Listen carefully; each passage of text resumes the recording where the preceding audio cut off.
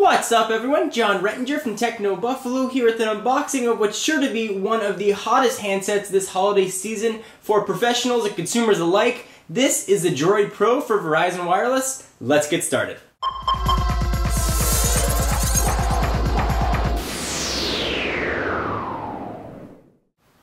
So as you can see from the box, the Droid Pro is a form factor that many people have been asking for. It's a touchscreen on the top, it's got a full corded keyboard down below, there's no sliding needed, it's always accessible and available. So let's go ahead and start with the box and we'll talk about the specs as I pull the phone out. You've got a picture of the device on the front.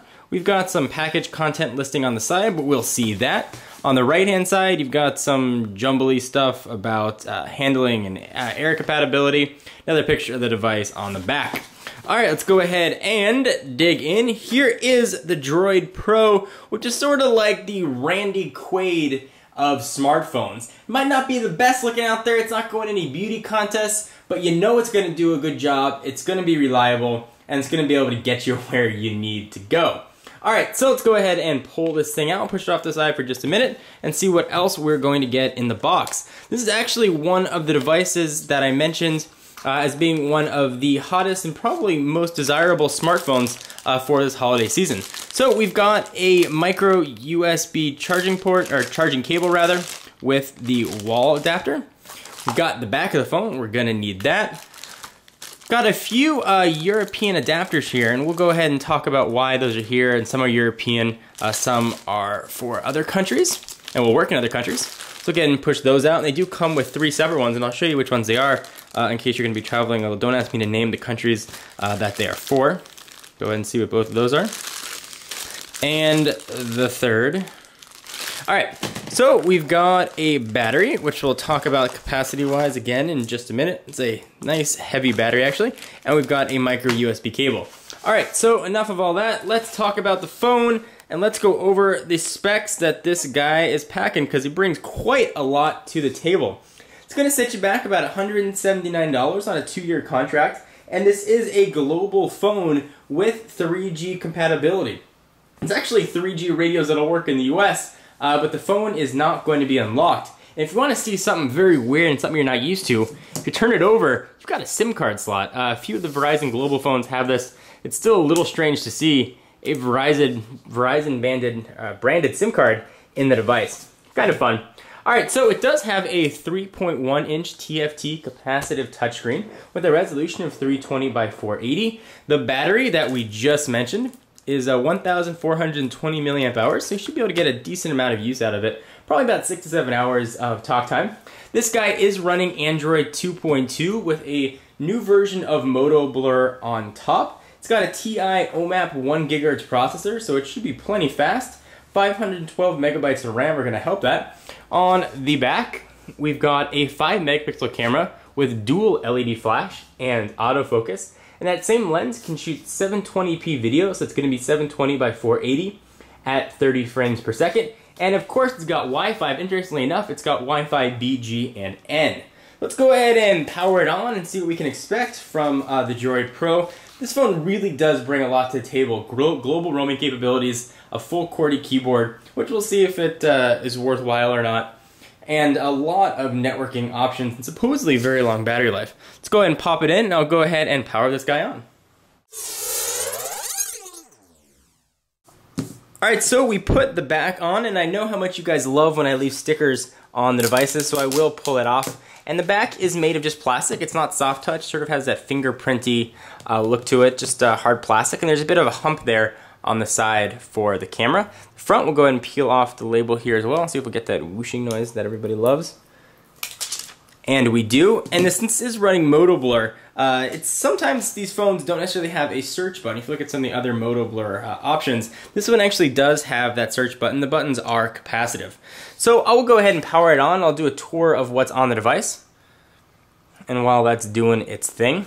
So as we just talked about, you have 4 capacitive buttons that are sitting below the 3.1-inch screen. You do have a full QWERTY keyboard here. Let's do a first blush and see how this keyboard feels. The keys are beveled and slightly rounded. They do have a decent amount of throw to them. The number keys are embedded. And overall, I think it feels very nice. We'll see how it works though in some real-world usage. On the left-hand side of the device, we've got a volume up and down, micro USB charging port. On the right, we've got a hard button, probably for, as it yells at me, Droid. I assume that's going to be a camera shutter button, but you can set that for whatever you like. On the top, you've got your lock and power button, 3.5mm headset jack, and there is some Droid action going on here. Welcome to the Droid Pro. I'll go ahead and do the setup and come back and show you what that looks like. Before I do, let's go ahead and do some size comparisons here so you know what the Droid Pro is going to look like next to some smartphones you might be familiar with. So it's Android stablemate in the Verizon lineup. Here we have the Droid X, 4.3 inch screen versus the 3.1, but this does have a full QWERTY keyboard, so you see from a size standpoint, they're not all that different. If you go ahead and look at them thickness, you can see that they're just about the same. There's a more pronounced camera hump, however, on the Droid X. And from a phone that you guys all are generally familiar with, I think, here is the iPhone 4. Go ahead and see what those look like. And we'll make a smartphone sandwich here with the Droid Pro as the meat in the middle. And you can see what all those look like from a thickness standpoint. So I'll come back in just a minute when this guy is all booted up, set up, and ready to rock. To program or activate your phone.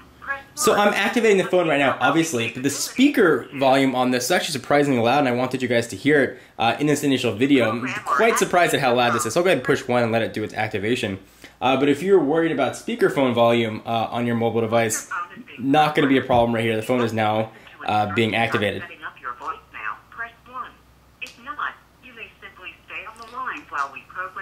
So we'll go ahead and simply stay on the line when they program the phone. I will say that I would have liked perhaps hard buttons, especially having a QWERTY keyboard here for send and end. I'm going to have to rely on the touch screen for that. So the phone's getting activated, and I'll come back again in just a moment. Alright, so you've got the phone all booted up, and you've got the less obtrusive, I'd say, version of Moto Blur here. There aren't any sort of colors at the bottom like we see on other devices. You can jump right to the home, contacts, or menu. Let's go ahead and take a look here at some of the options that are going to come on it, what's sort of pre-installed. So all your typical home screens. I have 7 of them to choose from. Let's see what applications are going to be pre-installed on the device. We'll go ahead and jump back to the home, and we'll see what's here that's unique. This is a mobile hotspot capable device, so if you have that planned, you can go ahead and use this to tether, I believe, up to 5 devices. You can see all the applications that are going to come pre-installed here. And there are quite a bit, including Skype Mobile, which is always handy to have. The Easy Navigator's here on board as well. Looks like there's a demo for Need for Speed Shift. You've got, of course, Google Maps navigation, which is awesome, by the way. Totally free and surprisingly still in beta. Got some mobile share and some Moto Blur apps. Overall, this has been the phone that I know a lot of people have been waiting for. There's been a lot of times when I've been really wishing I had a full QWERTY keyboard, and without having to give up the touchscreen or having to sort of slide something out and give up the thinness of the candy bar form factor. So this is the phone that I know a lot of Verizon users have really been looking forward to, myself included. So I'll put it through the paces and let you guys know what I think. If you have any questions or things that you want to see in the review or see covered, be sure to leave them in the comments. I'm John Rettinger from TechnoBuffalo. Be sure to check out the website for all of your tech news. For exclusive content, check me out at Twitter, twitter.com/John4Linkers. All the links will be down in the what have you. I'll see you guys in the next video. Bye.